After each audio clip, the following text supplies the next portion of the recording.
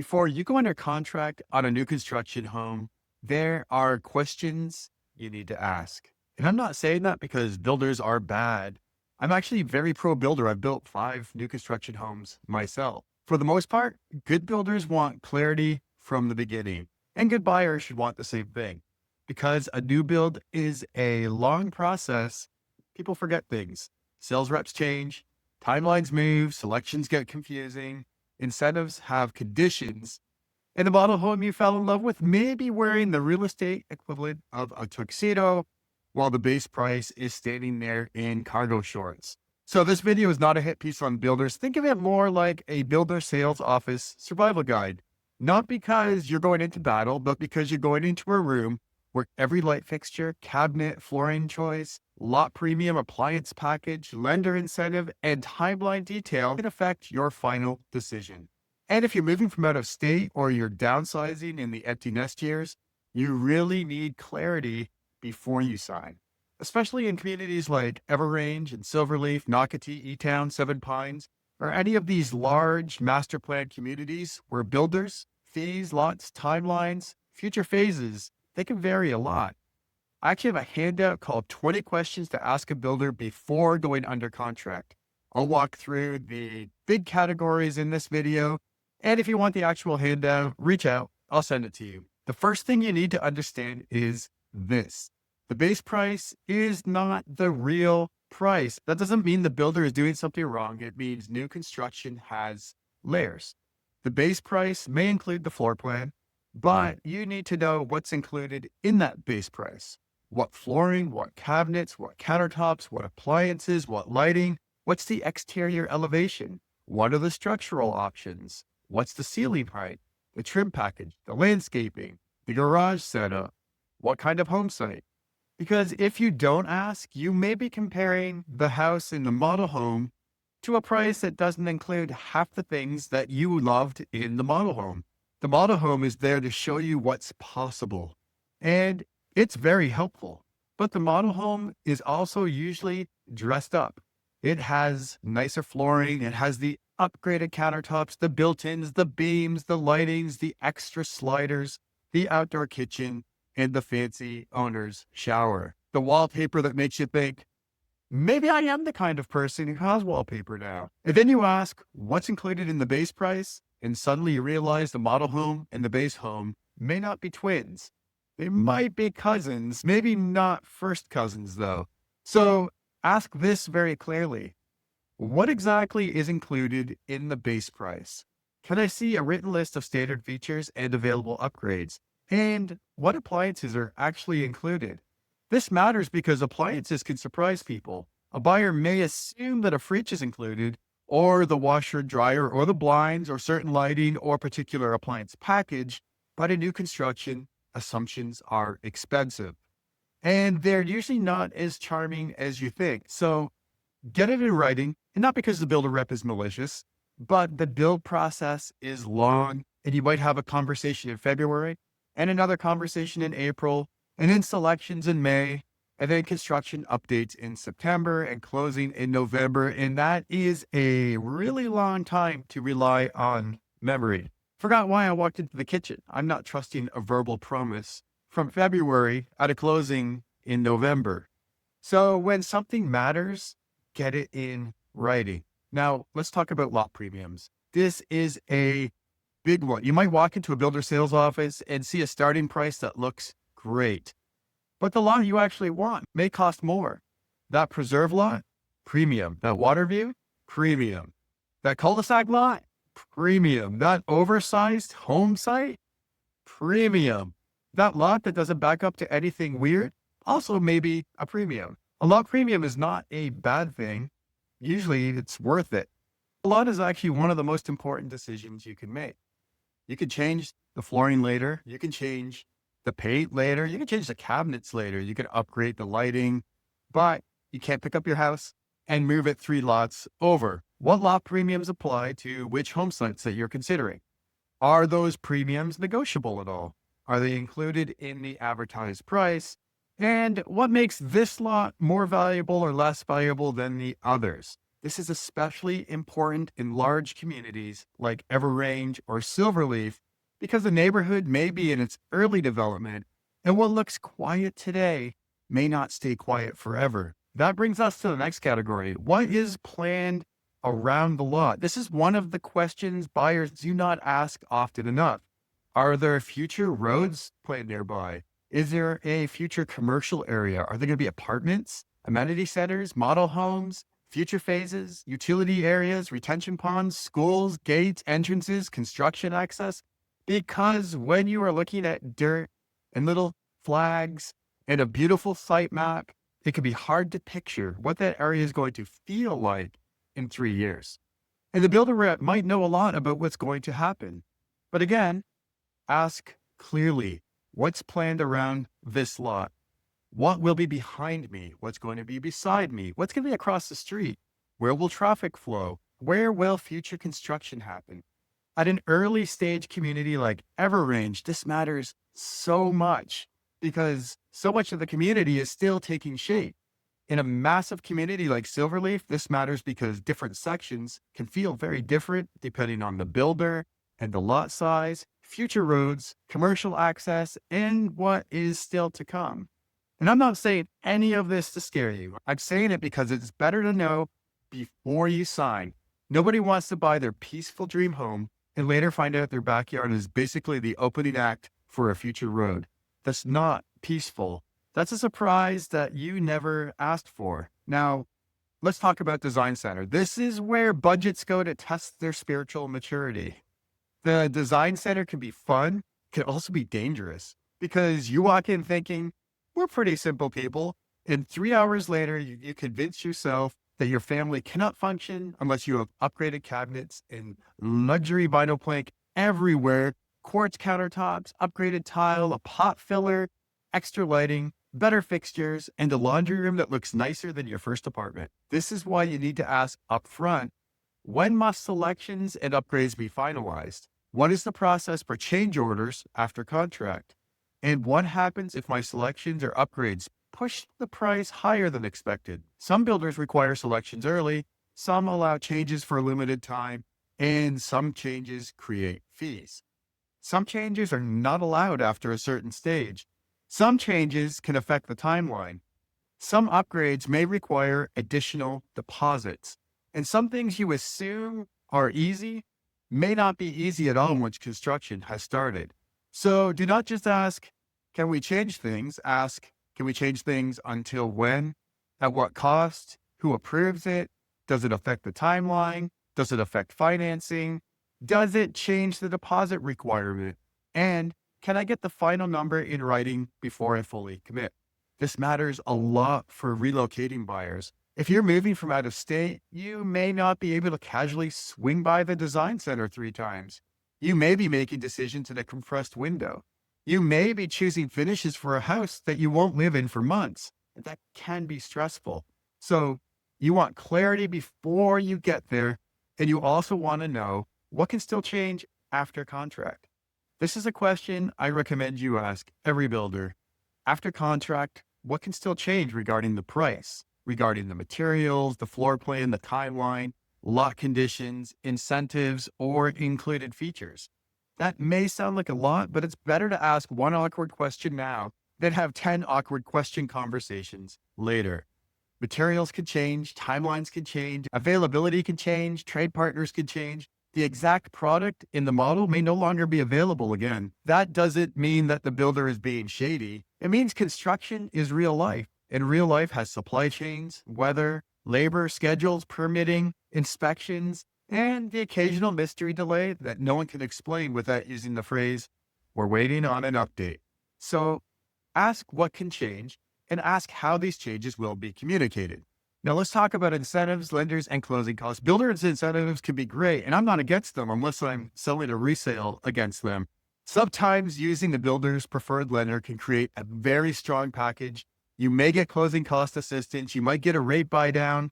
You might get design center credits. You may get money toward options. You may get some combination of those, but you need to understand the terms because builder incentives are not just floating around like free samples at Costco. There are usually conditions. So ask, Do you have preferred lenders? Are incentives tied to using them? What incentives or promotions are currently available? What could cause those incentives to change or disappear? Are closing costs negotiable? And what portion might the builder cover? Here is where buyers need to be smart. Do not look only at the incentive number, look at the whole deal. What's the interest rate? What are the lender fees? What are the closing costs? What is the monthly payment? What is the cash needed to close? What happens if you use your own lender? What happens if the incentives change next month? What happens if your home is delayed and your rate lock expires? The last one matters. If you're relocating from another state, selling a home, timing a move, and trying to line up financing, delays can create real consequences. This is not just paperwork. This is your life in boxes. And nobody wants to be living between closings with a dog, a mattress, and a cooler full of yogurt because the timeline got weird. But also ask, what happens if the appraisal comes in low? This doesn't happen in a lot of cases, but it is a question worth asking. If you add a lot of upgrades, or if prices move, or if comparable sales are thin in a newer section, the appraisal can matter. You want to know how the builder handles that situation. Does the price adjust? Does the buyer bring the difference? Can the contract be canceled? Does the lender incentive change? Get clarity before you're emotionally and financially tied into the process. Now, let's talk about timeline and communication. You need to ask, what is your current estimated build time? How often will I receive construction updates? And who will be my primary contact during the build? Oh, and what happens if my home is completed earlier or later than expected? Notice I said estimated build time. There's no promised build time. Construction timelines are not carved into stone tablets. Weather happens, permitting happens, labor shortages happen, material delays happen, inspection delays happen. The house may move faster than expected. The house may move slower than expected. What matters is not just the timeline. What matters is communication. Who's updating you? How often? By phone, by email, through an app, through the sales rep, through the construction manager? Will you get photos? Will you get milestone updates? Can your agent attend meetings? Can someone walk the property for you if you're out of state? This is huge for relocation buyers. If you live 10 minutes away, you can drive by and see the progress. If you live in New Jersey or Ohio or New York, California, or anywhere else, you might be relying on updates from other people. That is where representation matters. You want someone who can help you understand what is normal and what is not, what questions to ask, and when something needs more attention. And for downsizing buyers, timeline matters too. Maybe you need to sell your current home. Maybe you don't want to move twice. Maybe you're trying to time retirement. Maybe you're trying to avoid carrying two homes. Maybe your current house has to close before this one does. So do not treat timeline like a side issue. It is central to the decision. And ask what happens if the home is finished early or late. If it's early, are you expected to close right away? If it's late, do you have any protection? What happens to your rate lock? What happens to your temporary housing? What happens if your home sale has already closed? These aren't meant to be dramatic questions, but they're practical questions. And practical questions save people real money. Now, let's talk about inspections, and please hear me clearly. Getting an independent inspection doesn't mean that you hate or don't trust the builder. It doesn't mean that you think they're crooks. It means houses are built by humans. And guess what? Humans make mistakes. Humans also put empty milk cartons back in the fridge. So let's not pretend everything goes perfectly just because everyone has good intentions. Ask the builder, what inspections do you perform during construction? Can I hire my own independent inspector? At what stages? And what happens if my inspector finds an issue? A lot of buyers assume the builder's inspections are enough. The builders do have their own processes. The county or city may have inspections too, but an independent inspector is working for you. And that matters. Common stages for inspection may include pre-drywall, a final inspection, an 11-month warranty inspection before the first year expires, and a pre-slab inspection. You want to know what the builder allows, what access is available, and how reports are handled, and how repairs are documented. This is also where you ask about the final walkthrough and punch list. What happens at the final walkthrough? What items get completed before closing? What items may become warranty items after closing? How do you submit warranty claims? How long do typical warranty repairs take? What's covered? What's not covered? Who handles warranty service? Again, this isn't about being adversarial. It's just about being clear. A good builder should want issues identified and addressed. Nobody benefits when a buyer moves in confused, frustrated, and unsure who to call. That's like assembling IKEA furniture without instructions. Although he uses instructions, right? Somebody's going to end up mad, and somehow there's going to be 3 screws left over. Okay, now let's talk about warranties. Ask, what warranties do you offer and what specifically is covered? Do not just hear the word warranty and feel better. Ask what it means. Is there a 1-year workmanship warranty, a systems warranty, a structural warranty? What is covered by the builder and what's covered by the manufacturer warranties? What maintenance is required from you to keep your warranties valid? What voids the warranty? How do you submit a claim? How quickly do they respond? And can they provide references from recent buyers? Not every builder will hand you a list of homeowners, but it's still worth asking. You could also look for reviews. You could ask your agent what they've experienced with that builder. But be careful here. Every builder has some bad reviews, even good builders. New construction is emotional. Things go wrong. Expectations vary. Some complaints are legitimate. Some are unreasonable. So do not judge only by one angry review. Look for patterns. Are people consistently complaining about communication, about warranty, about follow-up, quality, delays, unclear pricing? Or is one person just really, really mad because the grass was green, but not the right shade of green? Now, let's talk about HOA, CDD, and community fees. And this is a big one here in Northeast Florida, especially in master plan communities. You need to ask, what are the HOA, CDD, and total community fees? What do they include? And can they change over time? This matters in communities like EverRange, SilverLeaf, Nocatee, eTown, Seven Pines, and many others. A CDD is a community development district. In simple terms, it helps pay for the infrastructure and community improvements. That may include things like the roads and drainage, utilities, landscaping, amenities, trails, parks, and community facilities.